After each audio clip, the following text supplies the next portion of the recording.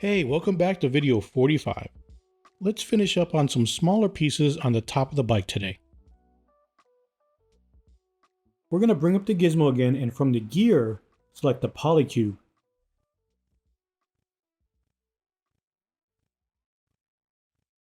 We'll be doing some masking and extruding work in the first part of the modeling process. But instead of just repeating the steps, let's talk about DynaMesh.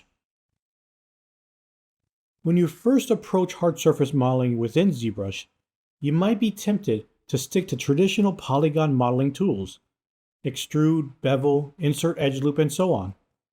But the beauty of ZBrush is that it blurs the line between traditional polygon modeling and digital sculpting. And one of the tools that makes this possible is DynaMesh. So what is DynaMesh? In simple terms, it's ZBrush's dynamic real-time mesh tessellation system. It's an automatic retopology tool that gives you an even mesh density, which is perfect for freeform sculpting. What this means for you in the context of hard surface modeling is the ability to create complex structures without worrying about the underlying topology.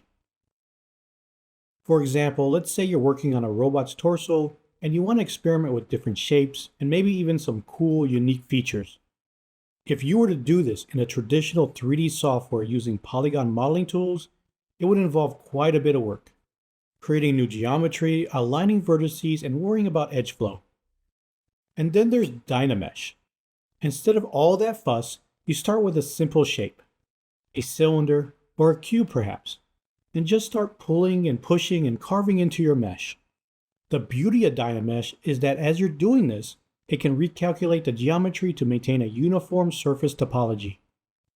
This freedom allows you to focus on the design rather than the technical aspects of modeling. It's kind of like modeling with digital clay, where you're free to mold and shape the geometry.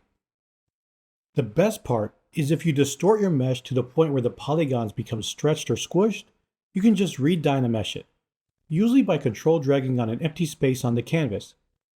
And ZBrush recalculates the mesh to give you a nice, even topology to continue working with. Also, when you're blocking out your model using DynaMesh, you can freely merge different shapes. Need to add a cylinder shape to the body of your robot? Just draw it out with an IMM, move it into place, and when you're ready, DynaMesh will fuse it together with your existing mesh. And with the help of Boolean operations, you can also cut into your mesh to create interesting panel lines or complex intersecting shapes, which is quite a common need in hard surface modeling. After you have used DynaMesh to create your model, you can then use ZBrush's other tools like ZRemesher for cleaner topology, and then switch to traditional box modeling methods with ZModeler to refine your hard surface models even further.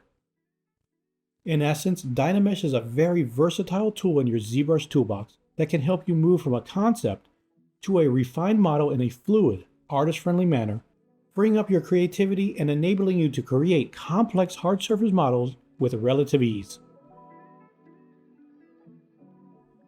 Let's go ahead and remove the two polys and then select Insert Multiple Edge Loops with Interactive Elevation.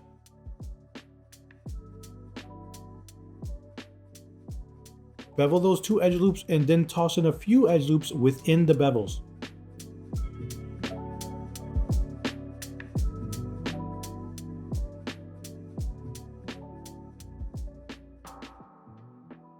We'll extrude the edge loop.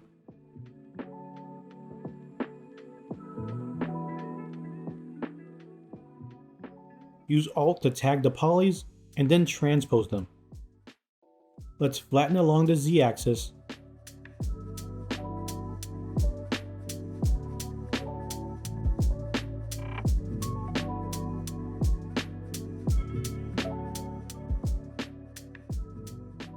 And inset the polys by Alt tagging them. Next, transpose the polygroup island. Now we're going to mask half the polys and move the rest down a notch.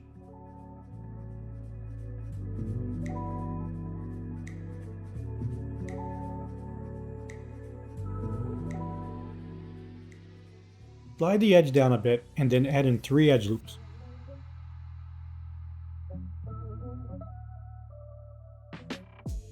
Let's bridge those edges and polygroup them all with Ctrl W.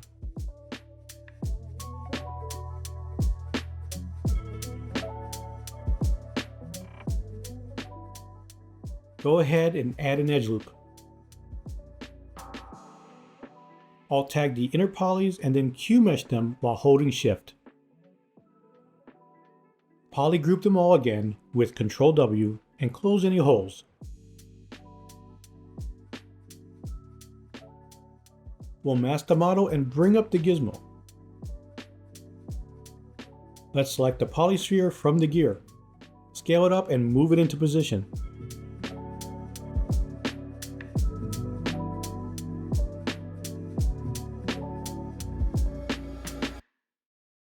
Once that's done, clear the mask and press QC50.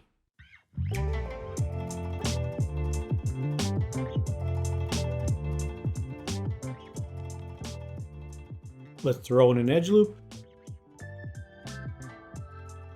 Then unmask the edges. Go ahead and blur the mask, then use the gizmo to move it out a bit.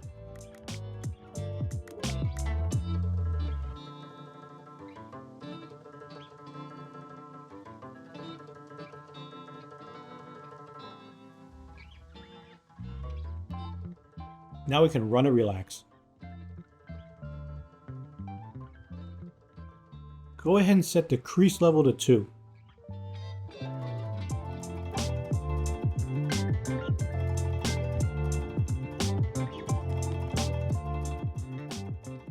Q-mesh those 2 polys and move them back. Unmask the edges and then run a polish by features. The smooth brush will help us relax those edges. Go ahead and press apply. Now we can DynaMesh and run a polish. Now it's time we clean it up a bit. The smooth brush will help with that.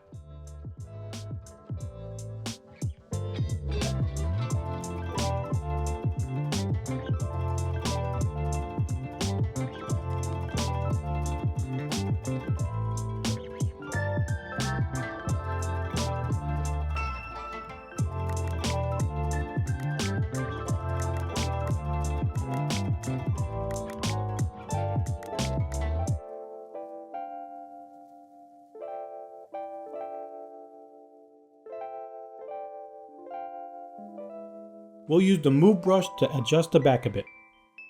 Then let's grab the clip curve brush.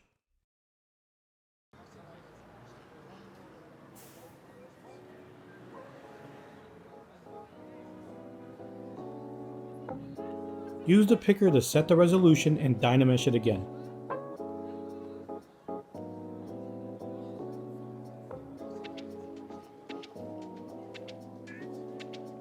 The clip curve brush will help us flatten the sides.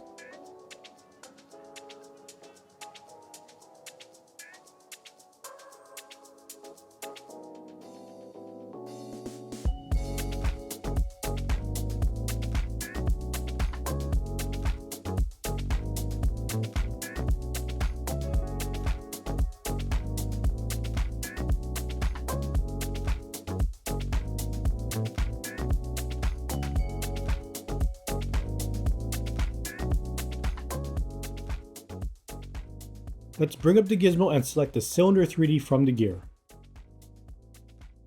Set the H divides to 36, press QC50 and scale it along the Z axis.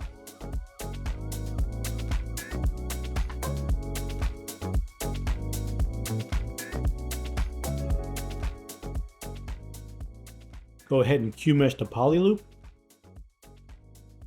Turn on symmetry in the Z axis with a radial count of 6. Let's go ahead and get the clip curve brush out again.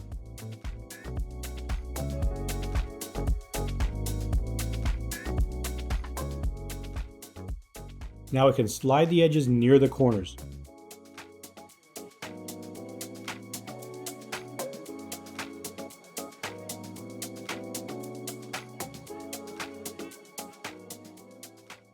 Make sure to unmask the bottom before moving it down. From the Z-modeler brush, select Slide Edge Loop Complete. Now we can grab the Move Infinite Depth brush.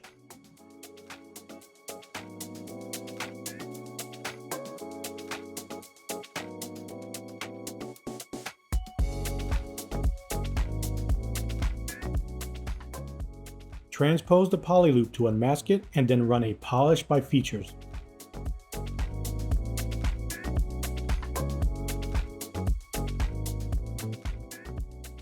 Now we can Q-mesh the flat island. Switch to Q-mesh poly loop and tap Alt to change the poly group color. Transpose the poly loop again to unmask it and run another polish by features. Let's scale it up slightly.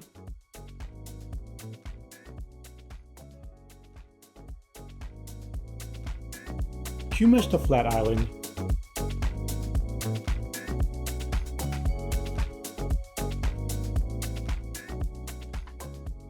Then unmask the bottom. Go ahead and adjust the thickness using the gizmo.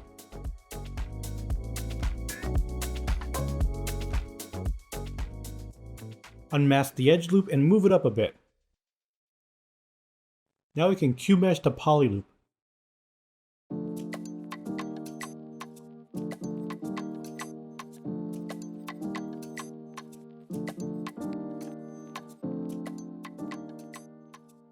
Delete the bottom edge loops. Now we can set the crease level to 3 and polygroup everything with Ctrl W. Isolate the top and bottom faces and press Auto Groups. Grab the 36 sides IMM.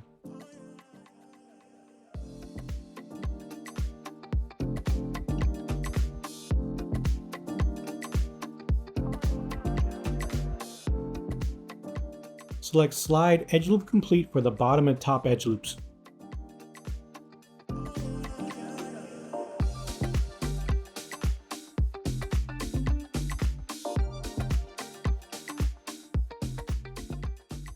Transpose the poly loop to unmask it and run a polish by features. Unmask the top and clip it flat.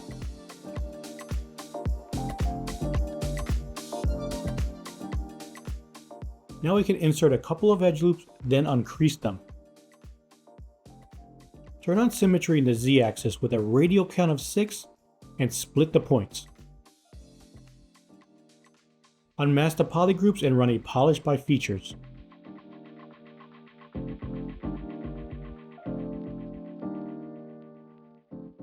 Split the points, again while tapping Alt to change the poly group color.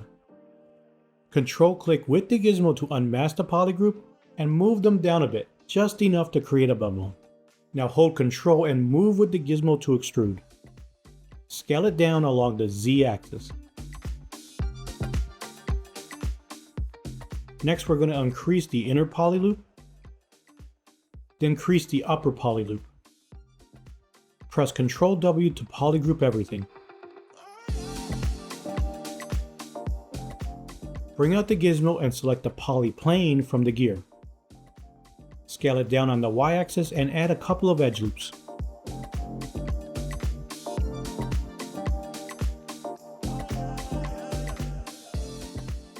Unmask one edge and rotate it up.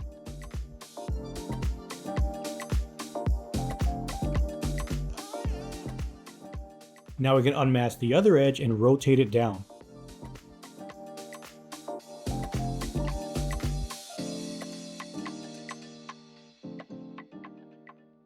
Toss in 3 more edges and bevel the center one.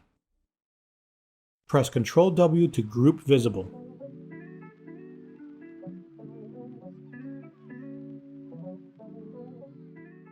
Go ahead and add 4 more edge loops and delete the middle 2.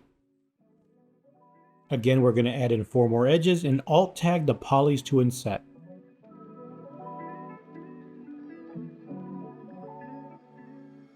Now we're going to add an edge loop right in the middle. Get rid of the orange poly group and add more edge loops on both sides.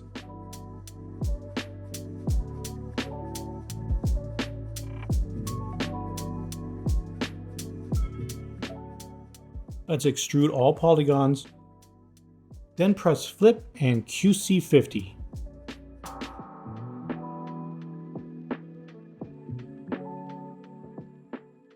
Set the crease level to 3.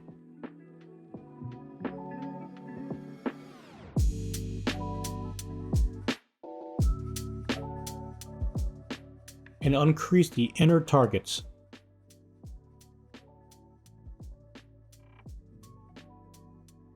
Unmask the 3 edges and move them up with the gizmo. Press Ctrl W to group visible.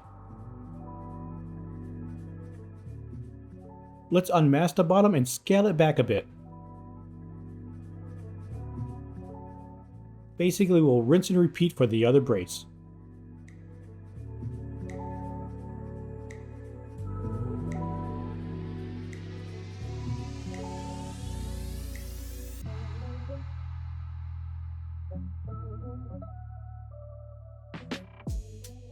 Next, we'll bring up the gizmo and pick the cylinder 3D from the gear. Set the H divides to 24 and press QC50. Now we can scale it on the Z axis.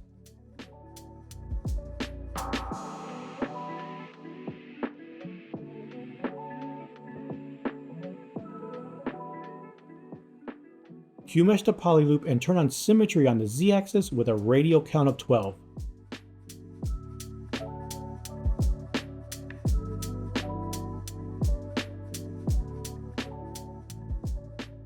Grab the Move Infinite Depth brush and move the edges inward.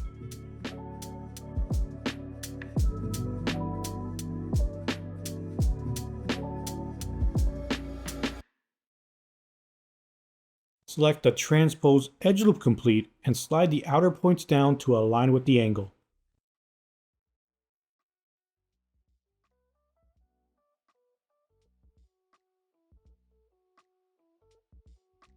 Inset the poly loop and repeat this for the bottom. Now we can Q-mesh the poly group island.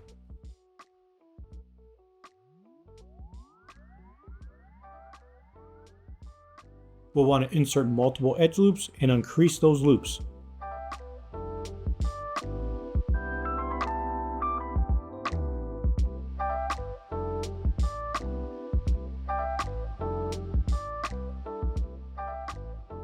Now we can transpose the poly loop to unmask it, then mask the outside edges and run a polish by features.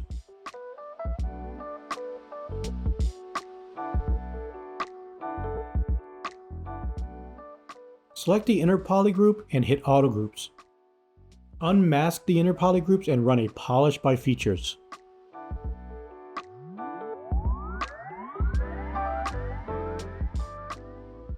Now we can split the point, unmask the poly group, and run a polish by features. Clear the mask and split the point again. Tapping Alt will switch up the poly group color. Unmask the poly group and move it down a bit to create the bevel. Hold Ctrl and move with the gizmo to extrude. Now we can scale along the Z axis to flatten the poly group with the gizmo. Press QC50 and use the Z-Mauler brush to set up our creases.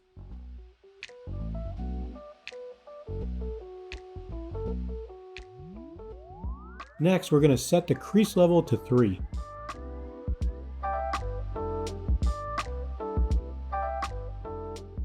Let's go ahead and add a few edge loops up top.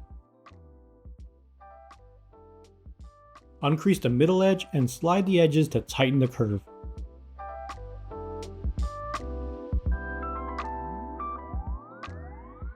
Add in a few more edge loops and uncrease them. Now go ahead and press Ctrl W to group visible.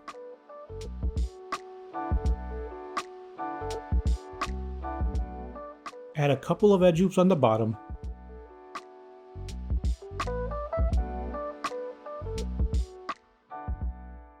And then uncrease the edge loop.